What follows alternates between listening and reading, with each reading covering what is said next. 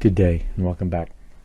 So this is the final build in the Russian 9A52-2 Smerch build.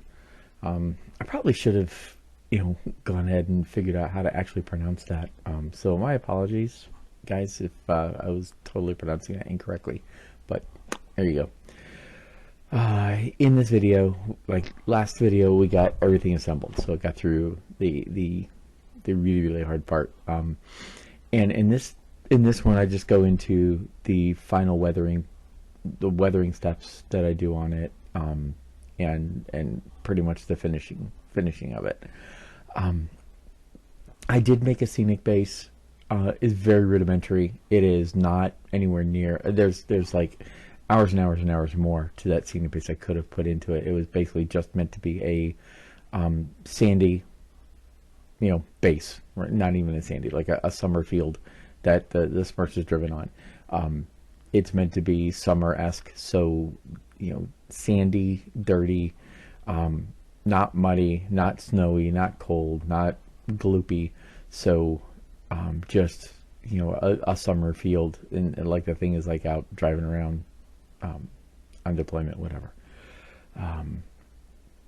So the base is just pretty simple, and the weathering for this is the same. It's very similar to be a very not dirty, not filthy, but it has been being used, so it's dusty, and that's really where it's going. I do some dust effects, not dust effects, but like mud splatter effects, which I give it like it has driven through mud, but then that mud is dried. I haven't used this stuff before, or if I did, I don't remember. So I actually go ahead and do that, and we'll get into that, and then we do our typical oil weathering, and then a little bit of pigment. So we'll go ahead and talk about it, and at the end of it, I'll leave a few pictures for what the final result ended up being. And again, I hope those of you who've watched this video will learn from my mistakes. Understand, I am not an expert. I am simply learning as I do. I find things, and you guys get to watch me blunder along. So with that said, I'll go ahead and take a look, see what we got. Alright, so the first thing is I made a twisted wire cable. I didn't like the rope that came with it, so I just took some fine wire that I had twisted up and ended up painting up, and it looked okay. Next up is now we're getting into the weathering, and the first thing is I've only ever used this stuff once, but I wanted to give it a try, and this is it, the AK dry mud. And basically what you do is you just literally splatter. It's pretty straightforward. You put this down, and you take just a little bit, put it on your brush, and I used a toothpick, and literally you just flick the bristles. Now you can see there's some of these big splotches down here at the bottom. Eventually later I'll go back and just cap them and spread them out a little bit, but you can see near the front the nice fine sort of speckle effect you get from it. And this is actually more blatant than what it ends up being when it dries. It dries more faded, and it really gave me the look I wanted. So then after that, we go back to doing the oils. And this is, again, I'm not going to spend a lot of time doing this because it's the same thing I've done for many others. It's just basically a pin wash. Pin wash and filtering. And it really is just that. It's just using, again, the oil paints that are thinned down and just putting them in, doing a pin wash at the raised edges to highlight. Again, I'm going fairly light because I really don't want it to be blatant, dirty, filthy, dusty, but I do want to highlight these shadows, right?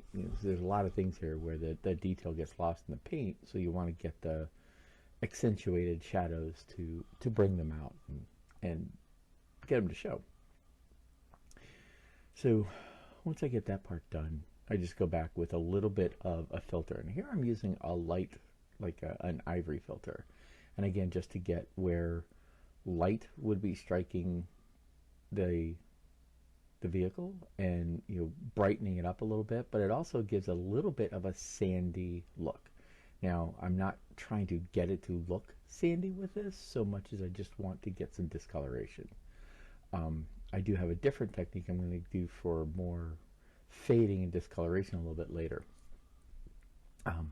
But with this, it's literally just this. I'm just going back with um, different colors, doing the filtering, and this is same dot filtering. You know, this is a little bit of brown, but the majority of it, I use this really light ivory and tan. And then I'll go back with a little bit of dark, like dark brown, dark black here in some of these shadows, just to highlight them again. You know, a little more, get some discoloration here in the different spots. So then we use pigments, and these are the 3 pigments I use. The sand, the 2 sand, and then this ochre. These give a nice dirt, light, dry color. We start with the tires, and you can see what they mix in, it's sort of a combination of different colors, and it's also not uniform, which is what I was going for. Now, also, you can see some of the tires I'd already done up in the upper corner. I did miss actually putting the fixer on these. I didn't film putting fixer on, but basically just hit it with a shot of fixer or like alcohol, and it'll hold the pigments in place. You can see here how they're a little bit lighter, you know, and that's how they look like when they're dry. So, and again, with the rest of the vehicle, I'm now going back and just doing the same thing. And again, into places where dust would collect, and trying very hard not to make this super heavy. This thing isn't caked in dust, but I do want to use it and use the dust effects to show wear, use, and that it's picked up dirt. There's you know, I mentioned a little bit later, I think I like how the dust on these does really work a bit and work with the coloring.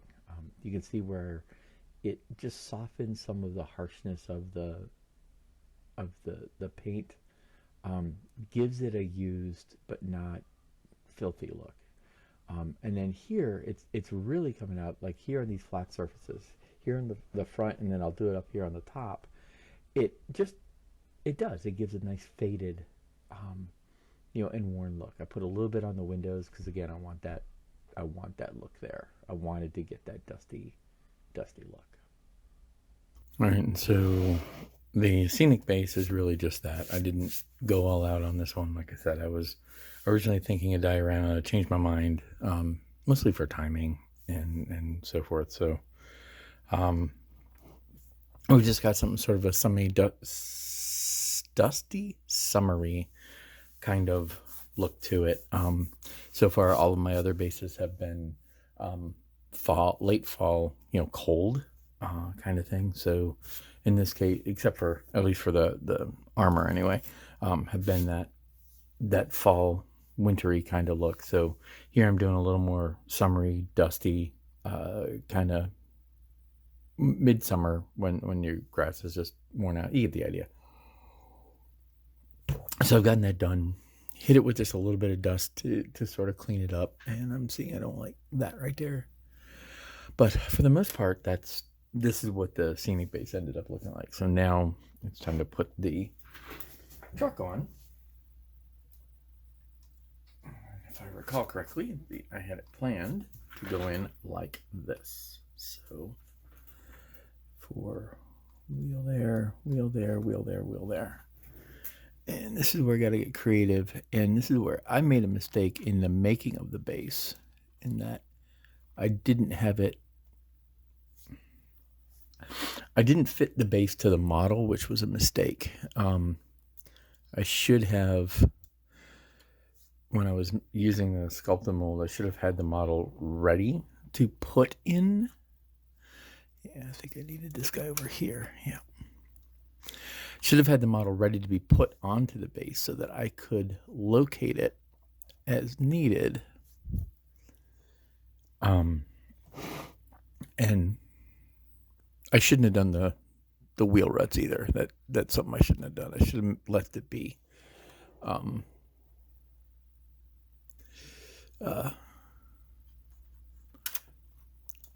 should have left it be flatter so that it would just sit in.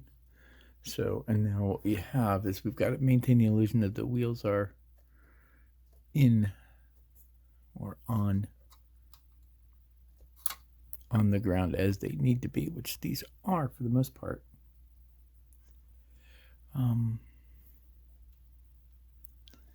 Yeah, there we go. So a little bit of creative hiding. Move this down a bit. And we get there. And that will put that where that needs to be. And that's there.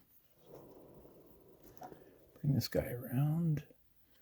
Those are where those need to be. There. Okay.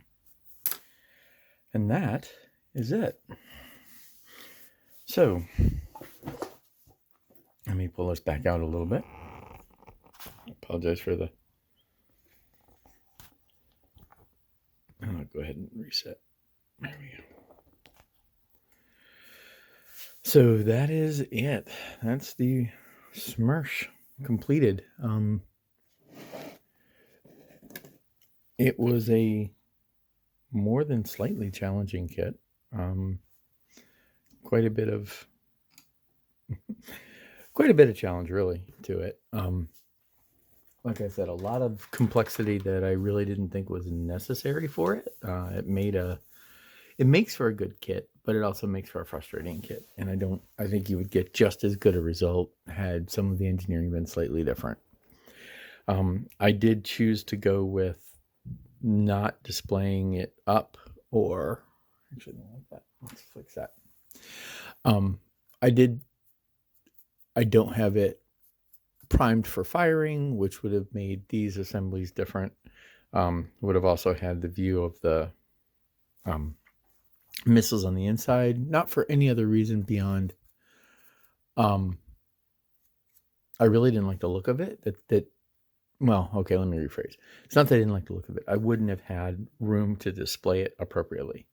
And that was sort of a consideration. What I wanted to do with this kit was kind of what I did. I wanted to do something modern, clean-ish, not heavily weathered, not heavily rusted. I want to do subtle dusting, subtle weathering. The oil work here. I intentionally had to do that because of the way that scene was. But I'm okay with that. If I really wanted to, if I wanted to cover that up, what I could do is just throw a tarp over top of it. But I wanted to play around with the shading and so forth. Like these parts here are mostly oil shading here and here. And I used dust shading up here. And I like the way the dust softens the colors, right? It makes things look dirty without making them look filthy. And that's really kind of where I was going. The subtle just discoloration up here is something that I'm content with. I'm really not happy with the execution on the orientation. So all of the pieces, like I said, from step one, you really have to be precise. And I really, really I dropped the ball on that one. I wouldn't say I dropped the ball. I missed a target. There we go. I missed a target on that one. I think partly because I didn't realize just how precise it needed to be. But also there's a real challenge as far as the instructions. I guess, and I've said before, I'm not going to whine about it anymore. The instructions were a little bit misleading, or difficult to follow. But in the end, with patience and a bit of effort, managed to make it work. I am content with this one. This will sit up on the shelf. And what I learned on this one is stuff that will help me or do me in good stead later. And I'm good with that.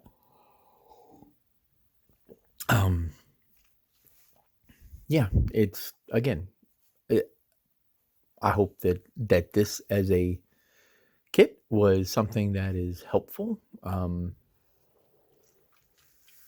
And as you know, let me rephrase here. I hope that my experiences and struggles here helped folks as they have their own and choose to build this in their own way. Learn from my mistakes, don't make them. I had to do some recovery.